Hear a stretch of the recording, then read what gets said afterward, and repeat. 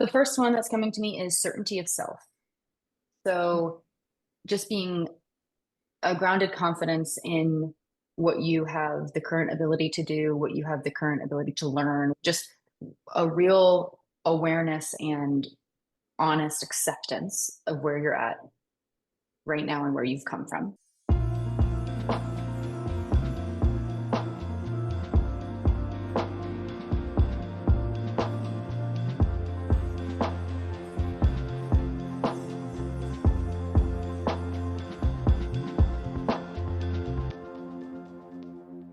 Well, hello and welcome back to the Amanda Kaufman Show. And we are continuing our series on coaches that don't suck. And I am so excited about this guest because Samantha has been my coach for the last couple of years.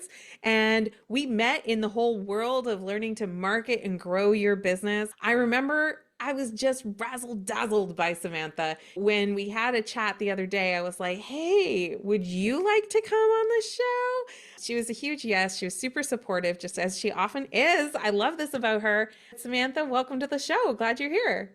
Thanks for having me. Thanks for having me. I love it. You're effervescent, so it makes a lot of sense that you're just like ready to go. So Samantha, just take 30 seconds and share with us, what do you do? Like, what's your main thing? And why are we talking about this today? Well, the 30-second elevator pitch, if you will. I am a performance coach, is the short of it. I'm a performance coach in both aspects of the word, both for performers, actor, singer, models style, but then also the performance within productivity, within increasing sales, within our life of performance. So the communication aspect with business owners, productivity and sales, and then the booking, getting in and out of character, the mindset, all the imposter syndrome that crosses both. So I bring the show and the business in my performance coaching. I love it. You have such a wealth of really cool experiences. I want to unpack some things with you today about well, the whole theme is around coaches who don't suck. And you clearly do not yourself in your own practice, but you've also had quite a bit of experience working with other coaches as well. So as we kind of kick it off, what have you noticed is the biggest thing that maybe is holding a lot of coaches back from being in their highest performance or being in their greatest brilliance? What do you see as like the top trends in the people that you've worked with? Yeah, absolutely. So top trend is definitely going to be seeing their top performing self as not them. So there's a difference I find Ooh, with like your higher self, when especially when people are talking in the spiritual realm around being your higher self, it tends to start to create this there's me and then there's she.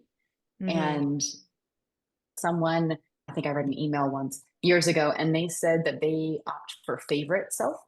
And the difference there is to bring it off of the pedestal, have this higher self literally being higher, not you, detached, this thing that you have to figure out a bridge for. That is when I find that coaches are having a lot of trouble, is because they're rejecting the parts of themselves that are within that higher self. And so if when they're able to see that higher self within them, they can make the bigger steps utilizing what they have. I love that. And, this gal knows what she's talking about because she's in not so many words, even talking about my own experience. Like I still recall when we sat down and you were officially working with me as my coach, the first thing that we actually talked about was who is that favorite self? And I named her Bianca the Binder Beep, right? It was such a power move because accepting that favorite version of myself and allowing her to step up and step into that next level not only kind of save my business, but save my sanity and just sort of save that sense of self. Because I feel like when you're all fractionated, when you're feeling like you're supposed to be this, but you feel like you really are that, it's like a confusing, misaligned place. So I'm curious, like, what brought you into the coaching space in the first place? Trauma. Trauma, just like the rest Uh, of us. Yeah. just exactly. Yeah. Born in Florida, but raised in North Carolina. So I have an accent when I want to. Went from there to Japan, and I was married at the time, which is its own story. So ended up in Japan, just kind of doing the whole trophy wife thing. Like I was doing my own thing, but I didn't need to really worry about finances or carrying things myself. Like as long as I was taking care of the home and doing what good Southern girls do, then that was good. It turned out that that was not there were just some things happening that were passed off as cultural norms that I was not willing to accept as my space and standard. Mm. So, long story short, I decided to completely uproot my life. Hardest thing I've ever done. I left that marriage and human being and my house, and I had $2,000 in two suitcases. And I moved from Japan to Arizona in 2007 and restarted my life and started healing, Wow. which was its own journey. I have a degree in music therapy, and so I've always been big in personal development. But I also always process out loud. So talk therapy for me, there are quite a few talk therapists who I don't believe should be talk therapists, which puts a bad rap on it because it really is. There are amazing therapists that are very helpful and very good. And anyway, so even though of course I love therapy and I'm into the personal development, I never had a lot of success with talk therapy because, as I now know, you can only process through what you're aware of, which was great. I was aware of all kinds of stuff, but not of any of the underlying. So I had a friend that suggested I try hypnotherapy, and I did. Rocked my world, and that's what started the healing aspect for me, where I started getting certified and going, holy guacamole, I have to bring this into everything. And so that's where all of the subconscious work and energy expertise came from, was me experiencing for myself, realizing this shift I hadn't felt before and experienced before, and just started rewriting programs and going, holy, we got to bring this to the table. That aspect of coaching. Say more. Well, I find that the best coaches, the ones that don't suck, if you will, coaching isn't something we do, it's something we are. And Oh, so yes. I love this. so as far as my, the fact that I work in the energy and the subconscious, I bridge the woo and the do, I'm the who of where we're at with all of the show and the business, all of that clever, fancy stuff. My specialty is in healing because that's what I did and that's how I made progress and ended up actually being able to have a business and doing all the things. But as far as coaching, what got me started in that was just because I existed. I've always been like the leader, the line leader, and I've always been a very good, I find this to be a very good leader, where I will lead when there is not a leader and I will follow a good leader. So I will lead Mm. the followers or I will be the leader depending on who is in charge. So I don't have to be the lead or nothing. I can be the second in command leading the rest underneath a good head. And I found that really plays into the coaching aspect because you end up having these heads that just sometimes they're heads via ego. And so I then have to translate what's going on and I end up being the mediator and I end up being the point of contact anyway, because we've got everyone else that's supposed to be following the lead of ego that I'm making all that work. So coaching is just something I've always done my whole life. I'm the oldest of six. So just leading and being a coach, a teacher, a mentor is just something that I've done. And how it has shaped throughout my life was due to 2017 and on. I love this. Thank you so much for sharing it. You're making me reflect too on my own journey and the journeys that I've heard from so many clients where we go on this search to find this solution because we're necessarily finding the solution that we're looking for. And sometimes it's like very intentional. Sometimes it's quite accidental. And the fun thing about coaching is I'm not sure there's too many, well, maybe my kids, but not too many kids in the first grade going, when I grow up, I want to be a coach, right? They don't have necessarily the awareness of the psychology or the energy work or any of the things because it's not really commonly taught, but you can definitely find it as you're looking for real solutions. I'm curious, you've allowed evolution in your business and in your coachiness. And I loved how you kind of brought up this idea. I was almost thinking of like a Sigma type leader, right? So not necessarily having to be alpha, but also not necessarily needing to be beta either, like just kind of your own thing. And that tracks a lot with kind of traditional healers and healing work as well, is they kind of they're hierarchy adjacent as opposed to necessarily being firmly part of the pack in a certain way. I think one of the things I really admire about you is your willingness to try new things and to express in new ways. Do you mind speaking to that strength? Have you always been that way of being willing to try something new or show what you got and try it? Or is that something that you've really cultivated? Thank you, first of all. Yeah, I think that also goes into, as you were speaking before, a big piece of talking about how I was always a leader in one way or the other. And what I find when I'm coaching with people that have that higher self on the hierarchy or on the pedestal is that they are likely to have grown up in a place where leadership is a quality, not a job. And Mhm. so I was recognized for being a leader within the class or within like these places. And so I think a coach is just someone that has monetized that. And I think that that's another moment of almost imposter syndrome where they're like, there isn't, like you were mentioning, something to find. They are the solution, but they've never considered that their skills are the answer. It's like, okay, I can be a leader within what company or within what can I be a leader to help these people instead of realizing that being a leader is what helps the people. That's so good. Thank you. So, with that, I bring me back around to my ability to prefer the variety pack of life.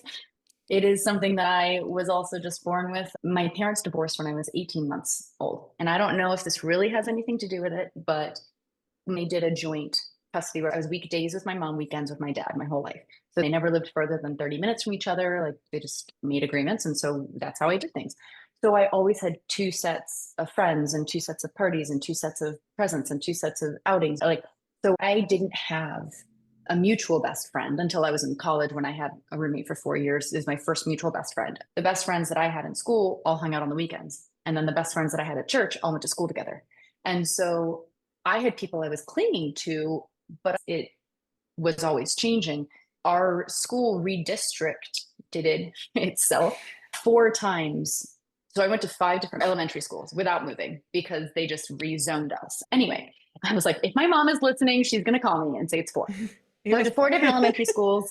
And even within my siblings, I was the oldest, but the only one with my mom and my dad. I have 3 half siblings and 2 steps. So even that dynamic was changing. So I think as a person, I took those into really liking to switch and change. And even still, like now, I'll change my decor. I change my iPhone background, which I've had to catch myself when things get too good for too long. I get restless because that consistency is not something my body had regulated to previously. But anyway, Mm, so me trying something else is how I would function when I was little. So it became something that I liked as I got older. So yeah, it's that been makes more a lot of so yeah, and thanks for sharing that.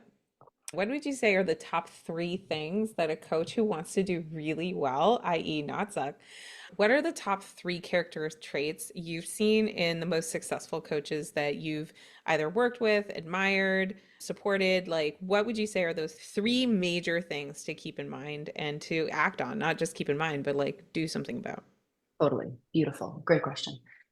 The first one that's coming to me is certainty of self.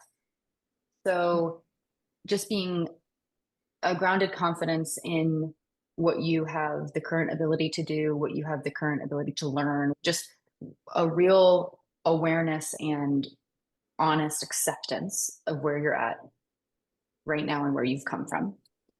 So a certainty of self is going to be first characteristic.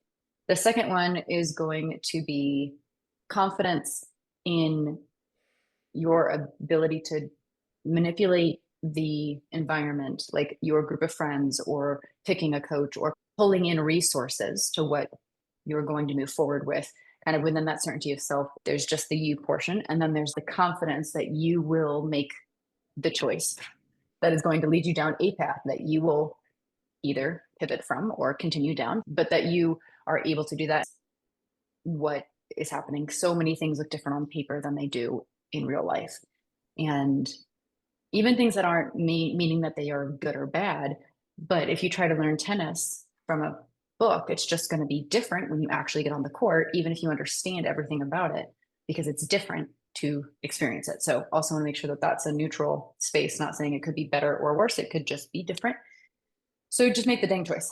Then the third thing would be the quality of having a mindset slash practice, whether it be spiritual, whether that be religious, whether it be whatever, having some sort of recentering back to self and back to the grounded awareness to be able to take the next steps. That kind of practice is going to be essential for continuing to move forward so that you can take your car to the shop, change your own Yep. oil, and then keep going. Yeah, 1,000%. I mean, I'm always a bit surprised, and I've woven it into my programs and my practices to remind people, hey, journal, right? Have that reflective practice, and like don't journal just when you're pissed off, like journal every day. Take stock, like evaluate how things are going, and also like where are you going and what matters to you, because it's amazing how when you move down the path of life, how you gain this clarity about what does and doesn't matter. And so I can tell you that due to my journaling practice, I've learned about myself, getting grounded in the self, that things that I thought were so important to me even 2 years ago are just not, but I think without that reflective conversation and dialogue that happens through a journaling practice, I very much doubt that I would have gotten there. And the other thing that I'm always encouraging people towards is meditation and building in breaks and rejuvenation. I was blessed to have a coach early in my career who said, Amanda, you being chill is possibly one of your highest paid priorities. And she was encouraging me to take bubble baths in the middle of the afternoon on a Tuesday. And I remember thinking, my goodness, coach, I think you've got three heads. But it was honestly one of the highest return on investment pieces of wisdom that I've gotten from any coach ever. How to chill, how to find my chill and find my center and what I wanted to do. So, like, are there any other kind of practices? I saw you writing down a couple of things. So, like, what have you got for the people? Yes. Oh my gosh, I love this. And I think that there's value in bringing up things just in a different way. And so, Mm-hmm. just I'll work backwards from what you said, the breaks, love that. Just bringing awareness to there's a difference between unplugging and recharging, making sure that people are registering you need both. And then the other thing, when you're taking the breaks, especially either at the beginning or just as you're going, when you get that tinge of either of resistance, whatever that story is, I have found it really helpful and beneficial. And I do coach my clients to think, really dial into what is it that you're worried about, right? Either if I'm on a break, I'm not productive, or if I'm on a break, then my company will fall apart, whatever. And have an affirmation every time you feel a tug while you're in your bubble bath on a Tuesday. I'm still making money. Or if you're resting or sleeping in, an alarm goes off at 8 and you snooze it till me and be like, and I'm still making money, or and I'm still calling in bookings, or whatever it is that you're afraid you're going to lose, helping to calm your nervous system down with those affirmations when you feel the pull and the nudge of resistance around any kind of break. I do encourage that. And then just be aware when you're avoiding and when you're actually unplugging and recharging, because that's also not the same thing. It'll feel different in your body. We can talk about that later. On meditation wise, I love that. I also want to set an expectation for people, because at least for me in the beginning, I had a very fast mind. I didn't like yoga because, number one, I wasn't good at it, quote unquote, because I was going too fast. I also like to be good at things, and I didn't feel like I was either as flexible or, I did felt like I wasn't good at it because I couldn't go as deep in my stretches. I couldn't quiet my mind. I couldn't do these things. And so I just decided I didn't like yoga, really, that I didn't like doing things that I wasn't naturally good at. But with that, it also took me a long time to meditate, because I, again, thought of it like I had to spend an hour in complete silence, and it just Oh sounded my like goodness, I torture. could never. Right. And so I think it's just also like putting out that meditation is like working out. You could be CrossFit, you could do yoga, you could swim, you could dance, you could do all kinds of things, and it's still working out. There's all kinds of ways to meditate. There's just being really intentional with the way that you make tea. There's a whole tea practice. You look it up on Google. There's walking meditations, and I don't mean meditations you do while walking. I mean that there's like every step that you take, right? I grew up in the Methodist church. It was Lutheran and then Methodist. We would do breaths on retreats, and it'd be like more of you when you breathe in, less of me. Don't love that one, but that kind of practice of even just the breathing, all of that is meditation. Meditation is really just coming in, centering in, dialing and grounding in. And however that works for you, hugging a tree, like you can just sit in a tree. Anyway, I just want to open up the space that meditation does not have to be, not that you said it was, Amanda, just getting in people's minds that it doesn't have to be this like hour-long silence fest. I love it. Like I think of meditation as like a focus, release, or regulation kind of an exercise. And as somebody with ADHD, it was hard. It was very, very hard in the early days, but I love what you're saying about like there's just so many ways to do it successfully. And it is like any other kind of skill. The more you do it, the better you get at it. For what I found worked really well is I actually started with transition meditations. So one of the hardest things for me with it was remembering to do it. So I would use triggers like if I was coming home from a drive, I would just pause in the car, air conditioning on, we're in Texas, but just pause in the car for a minute or two and just take a beat, slow down, find my breath, and get really present, and then set an intention before I went into the house. So I had kind of a few of those sorts of when I do this, I get to pause. No one will even notice. And then over time, I gave myself greater and greater permission to just like take out legitimate blocks for the meditation. So yeah, it was Absolutely. a process. Hmm. Yeah, I love that. I love that. The little atomic habits, trigger habits in the bathroom is usually the one that I pull people on is I'm like, while you're sitting there, instead of on your phone, you could take the urge, right, to hop on your phone, center in, and even just like investigate, like just feel for a second. Sometimes meditation, again, right, like you said, just bringing your awareness in, being present, figuring out what's going down, and then mirror work, shadow work, all those things. While you're washing your hands, instead of looking at your hands, like just look up and tell yourself you love yourself or an affirmation or whatever. I mean, just in those couple seconds, the more that you do it, the skill grows. And then on journaling, the last one that you, well, first one you mentioned, but last one I'm mentioning, I also like to encourage a practice with this. A lot of times I work with perfectionists and people that are overachievers because they have worked really hard. And so that's a piece that they really hold on to, but that's a different story. And what I find with journaling, the resistance I usually hear is either, oh, my handwriting's not good. I can't even read it on, when I come back, or I don't have anything to say, or like, what's the point, right? They just kind of get flustered. And there's multiple kinds of journaling. So there's diarying, right? Which is can be stream of consciousness. Like that is something that typically you're going to be going like Dear Diary, right? You're talking to the diary, and usually you'll read those back, because you'll keep them forever kind of thing. Then there's logging, where you're just objectively, what happened? Did I do this? Yes or no? This could be habit tracking. This could just be getting out a tracking system for the day, which can be written. And then there's intuitive journaling, which is what I like to do. And that is where the point is the process, not the product. So I don't Mm. care if you can't read it. I'm actually hoping that your handwriting gets so terrible that your brain is going so fast you can't even write. Literally, when you get good at it, it's pretty cool for me at least. So my handwriting changes depending on like what I'm channeling, like if I'm just really conscious about it or if I'm just kind of flowing. And I end up just like my hand just kind of vibrates and I'm like, because if I try to stop long enough to really write down whatever it is, it like stops the flow and I stop. It like Mm. stops That's the, interesting. locks my channel down. So I actually, and I use Burnals, but I journal to where the point is not to reread it. The point is just to get in the flow. And it's a practice of being able to tap into that. And then of course there's like a mix in between, but just opening up that as well for, again, my perfectionists that are thinking, I don't like to journal because I can't read it and blah, blah, blah. Then don't read it. Yeah, Just it's not a performance enhancing task, right? Hey, Samantha, if people want to follow you, what's the best way to do that? I am most active on Instagram. It's ITS _Samantha Belle with an extra E like the princess, Belle. It's Samantha Belle. And I don't know if I should say this out loud, but I guess we're committing to it. I'm getting on TikTok. What? Okay, So, you heard it here first, folks.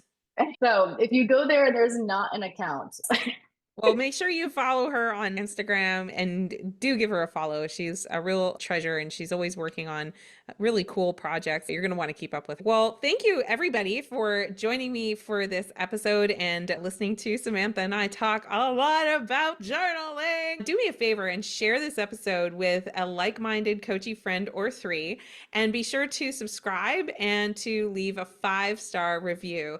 We just really want to get as many coaches off that couch into progress and really feeling more confidence in what they're doing. So do help us out with that review and that subscription, and we will see you on a future episode. We'll see you soon.